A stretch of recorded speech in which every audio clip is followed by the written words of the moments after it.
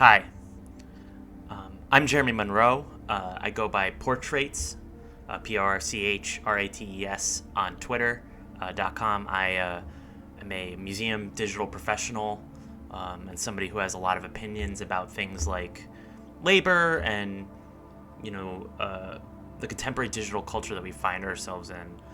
This is a short presentation I wanted to make to kind of close out 2021, to kind of give a framework for what the hell happened this year and what comes next, and some thoughts that have been really sticking around in my head. So without further ado, the whole ball game: success, work, happiness, what we've lost, the forgotten, an examination of 2021, culture, and what comes next.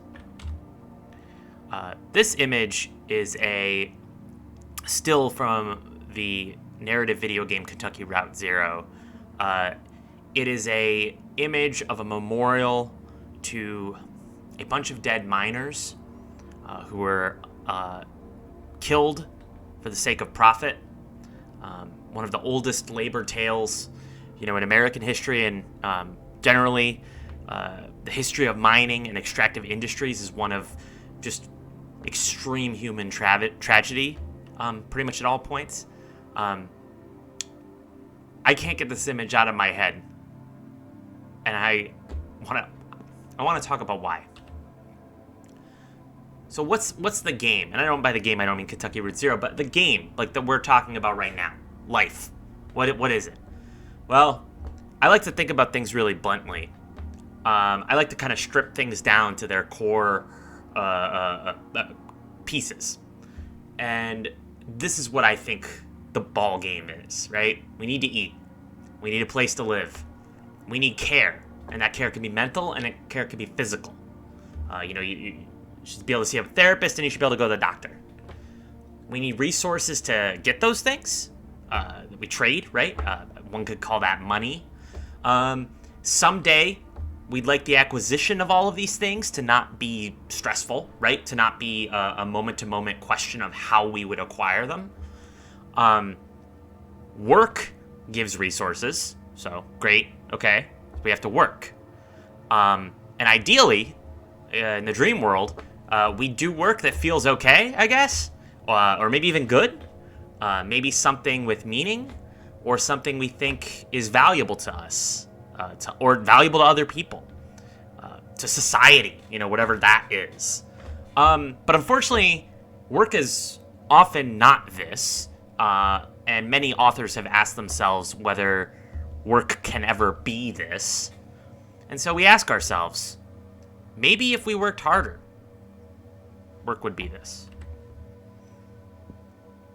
For much of the post-World War II era, the great American story, right, was that if you get a job and try, you can climb.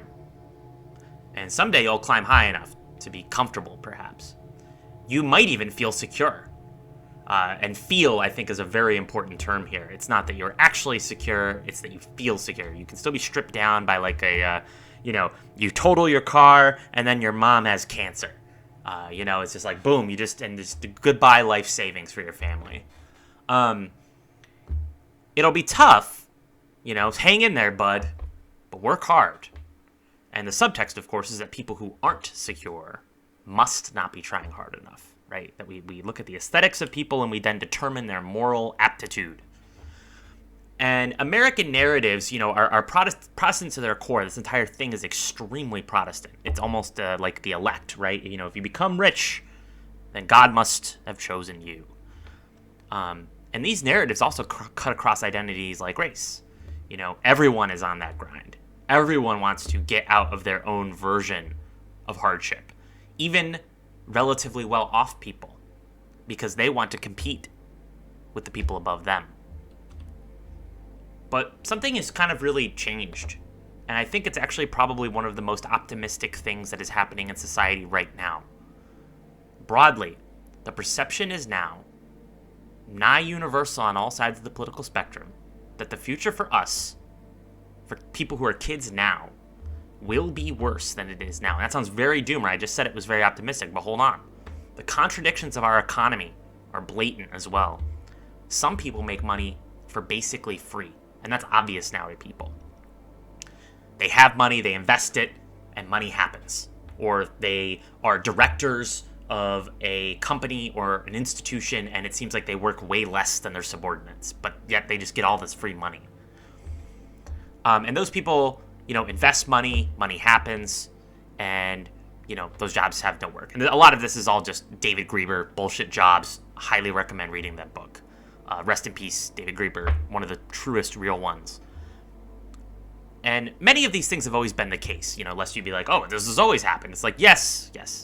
But the key is, right now, and especially since the global pandemic of COVID-19, the key is it's readily apparent and accepted.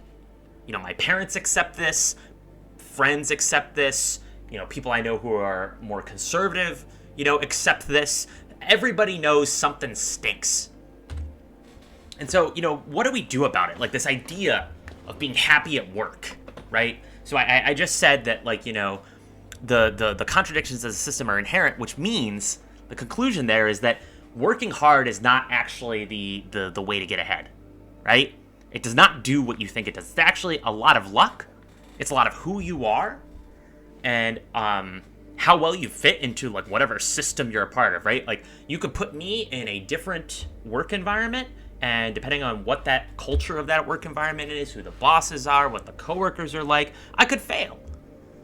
But you could put me in a different environment and I might be quite successful. And I think that's true for most people. And so I want to use this quote from Sarah Jaffe's great book, Work Won't Love You Back. I do believe that our desire for happiness at work is one that has been constructed for us. And the world that constructed that desire is falling apart around us. As it does so, we suddenly have space to think about a different world and what we might want once it is here. And that's the whole ballgame to me. The ballgame is that we need to realize that within our jobs, we perform them simultaneously for resources, and we also perform them because we're passionate or we like them. And maybe you don't. Maybe you hate your job and you're not passionate about it. That's fine. Just perform it for resources. But at the end of the day, this idea of the hustle, the grind, getting ahead, working hard, if that is your font of happiness, it is going to backfire on you. There are certainly times where it is worth giving a shit at work, right? If your boss says, hey, work hard this year and talk to me next January, promotion. Great. I'm going to bust my fucking ass. But I'm not going to bust my ass like that unless something like that is on the table, right? Don't bust a core. One of the funniest stories in Kentucky Route Zero is this woman who's been working at a grocery store for I think it's about 15 years. And the boss of the grocery store is like, keep working hard and you might make assistant manager or something like that. And she's like, she takes that as a given. That she's almost like it's an offer. And she's like, I'm going to keep working hard. But then she kind of realizes that he's been saying that for years. He's been saying that forever. And she's never gotten a promotion, right? It was never a real offer. And that's the tragedy of work, right? So I'm going to read the text of this miner's memorial, right? At the start of this video, I said these miners' helmets are floating in water. This memorial is to the dead miners. This is just a different way of restating everything that I just said, which is to say that work can't love you back. Work is a thing that we have to do to live. It doesn't mean that you can't be passionate about it, and it doesn't mean that you can't enjoy it at times. But we have to remember that at the end of the day, what kind of sacrifices can happen? We claim these helmets in the names of folks who wore them, and we place them here in their memory, but also as a spit in the greedy green eye of that power company who bought up our old mine and traded our brothers and sisters' safety for a little more yield, but only yielded 28 good men and women dead when the walls collapsed and the tunnels filled with water. Their lungs were black, but now they're washed clean. And full of water too. and swept through hidden tunnels into some awful cave we never will find. And so we guess the water buried them for us. So let this here be the marker for their grave. This world is not my home. I'm just passing through. And if any son of a bitch from that power company wants to take back these helmets as company property, just you try it and see what will happen. At the end of everything, we saved what we could. I really appreciate it if you watch this video. This is just kind of like an emotional thing I felt like I needed to make.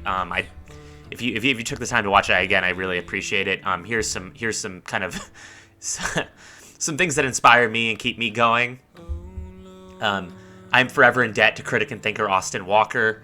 He wrote what I think of as the definitive piece on Kentucky Route Zero. Obviously, you can't click the URL on this PowerPoint slide, but just Google Kentucky Route Zero Waypoint Vice, and you'll find it. Thank you.